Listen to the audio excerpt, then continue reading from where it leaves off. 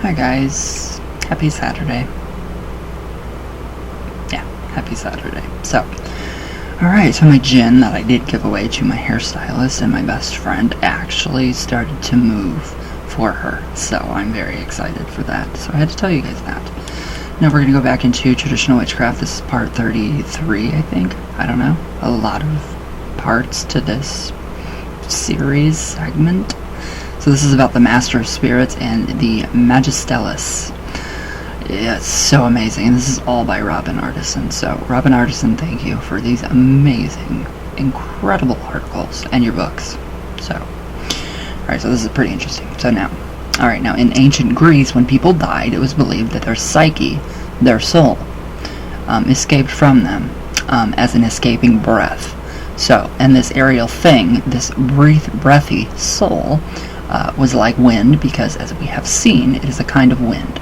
And one god among the others had the duty of coming to guide the soul to the underworld, a god who was himself connected with flight, the winds, and the tricky, inconsistent nature of the winds and airs. So his name was Hermes, or Thoth, Hermes Trismegistus.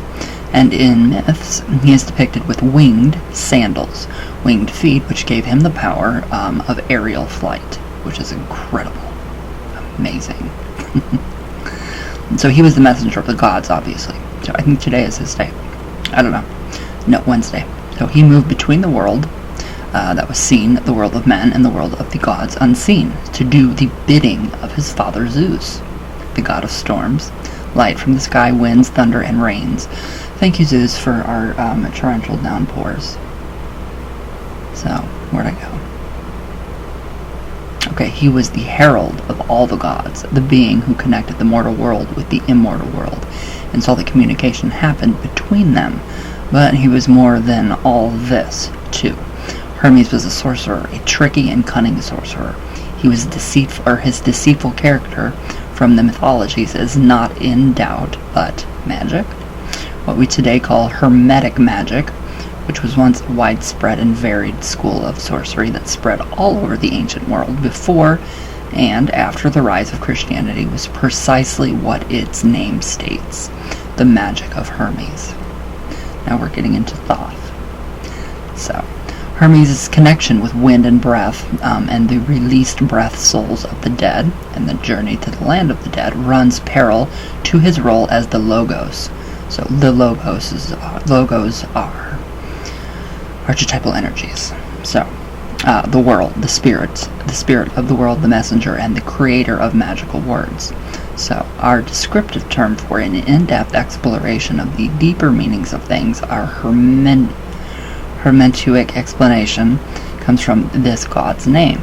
And before this ancient non-human person that Greek history remembers as Hermes, we call all these things. He was the god of boundaries, the boundaries between our kingdom or territory and another, boundaries that were marked by his Hermes, which was the name given to the phallic stones or to cairns of stone built to mark boundaries.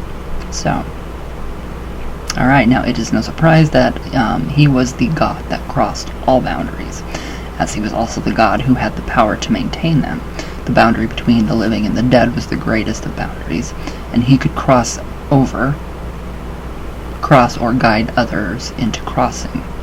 So, this being, this powerful sorceress spirit, with connection to the land and the phallic power of nature, connections to the wind, the gusts of spirit ghosts, and the land of the dead, was identified by classical writers with the ancient Nordic and Germanic divinity Odin, himself a sorcerer, and the chief and master of sorcerers.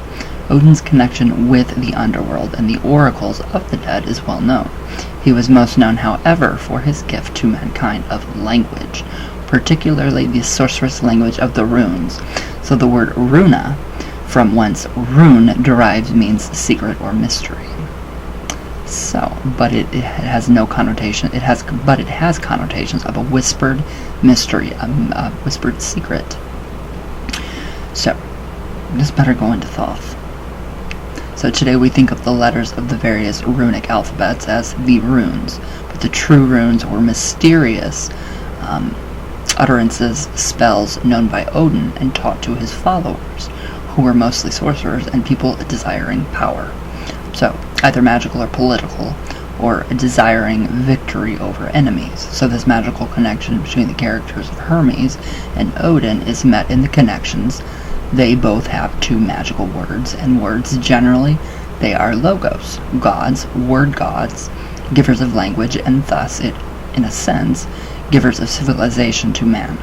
So earlier, Robin says, I talked about the dangers of the written word and discussed the difference between phonetic alphabets and the alphabets that were pictographic. So the runic alphabets are pictographs. Each letter refers to some aspect of the world of the senses. So like gold or cow, or ice or hail, thus the runic script avoided the abstracting danger of phonetic alphabets. So, very understandable. I mean, very understandable in that sense. Thoth was also the one to bring the written word to us, writing language, music, poetry, literally everything. So if you guys follow Thoth like I do, you will see the big connection there with all of this, with Hermes, with Odin, with Thoth, all of it. It's very, very, I love it.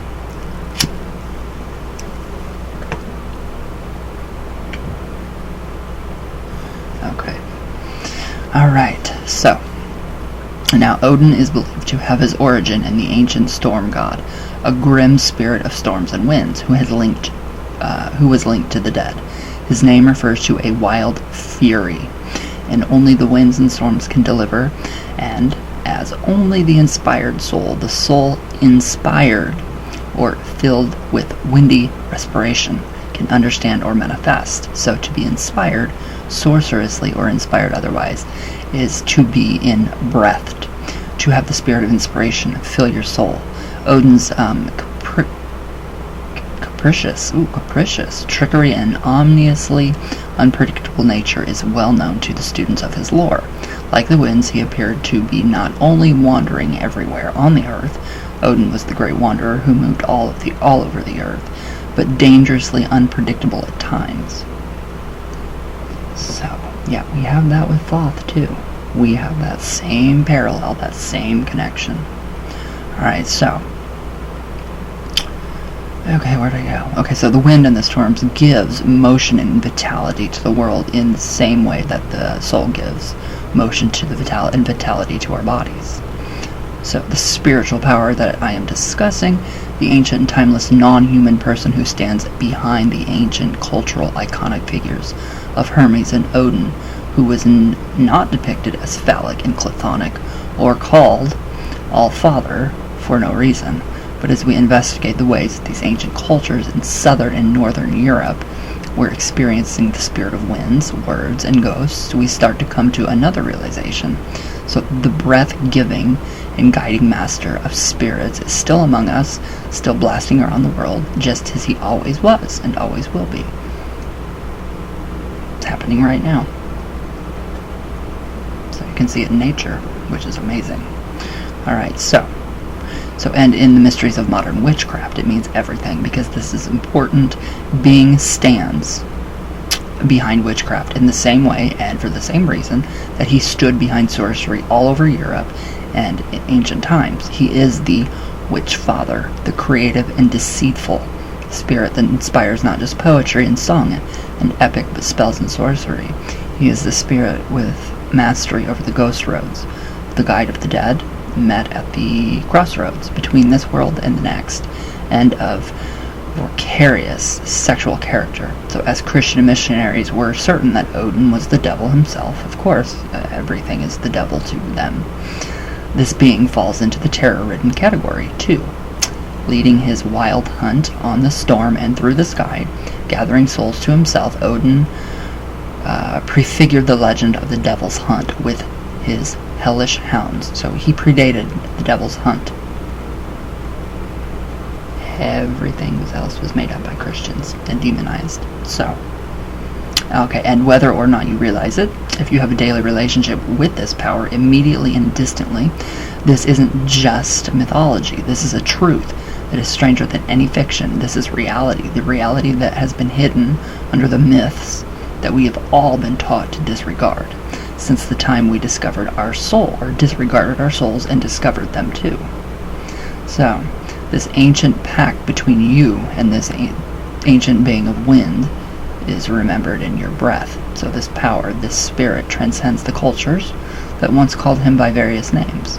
He was around way before those cultures, and is still dwelling in our world, still doing what he always did, chiefly guiding the dead to the depths that they attain upon dying.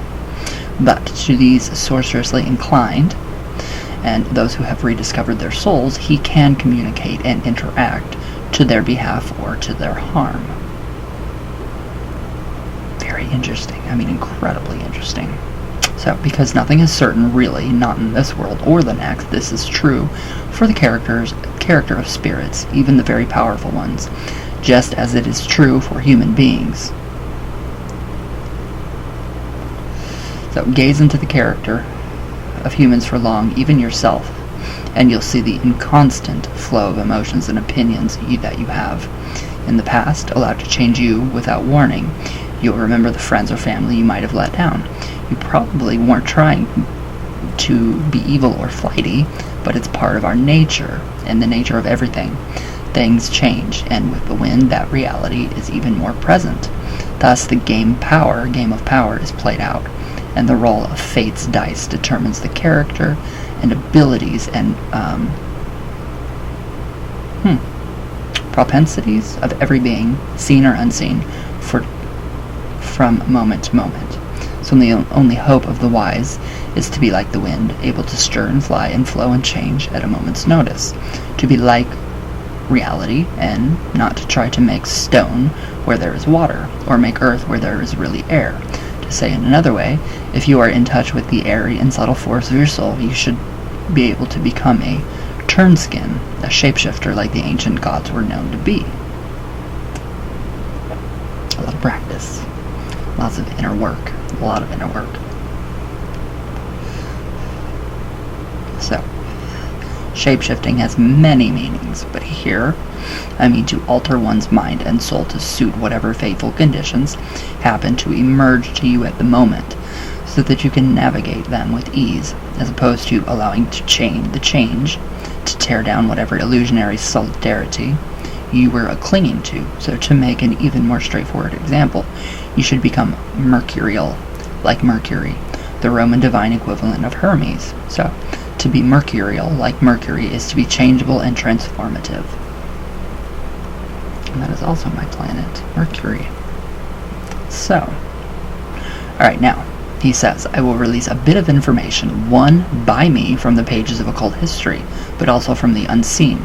So this is a bit of information will be greatly expanded upon in another writing I will prepare in the future regarding the secret working of the crossroads. But for now, let me lose a little secret about how the Master of the Spirits, our Witchfather, communicates with individuals.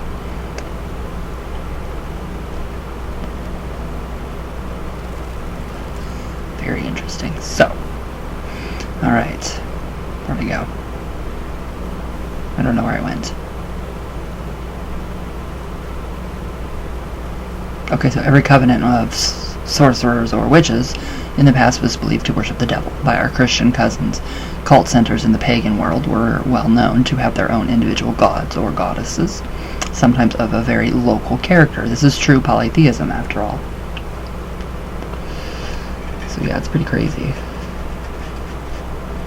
It's very interesting to see how all this kind of just happened. Alright, so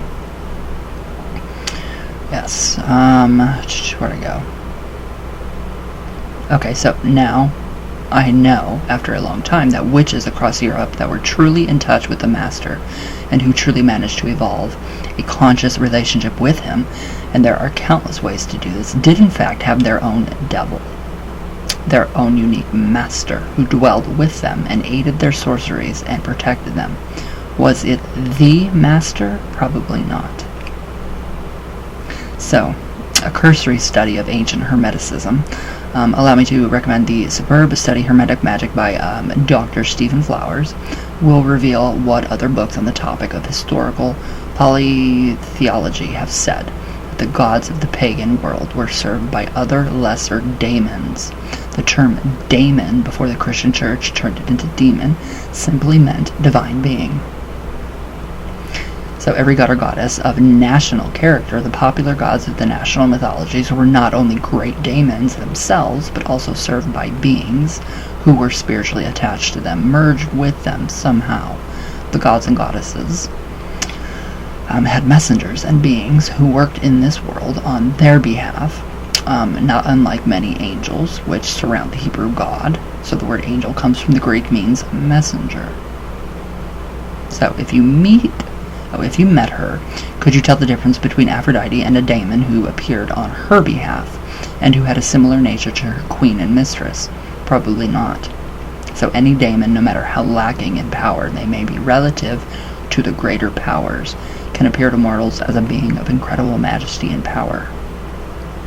And these daemons who serve the great daemons, or the great spirits, who are closest to the greatest and the most elemental powers, like the daemons who serve the Lord of the Winds, are one with the will of their masters, fully drawing upon the mysterious godhead of their masters. So in other words, when the master of witches was truly contacted by mortal sorcerers, and appeared or came among them to teach them or do his bidding, it likely wasn't him personally,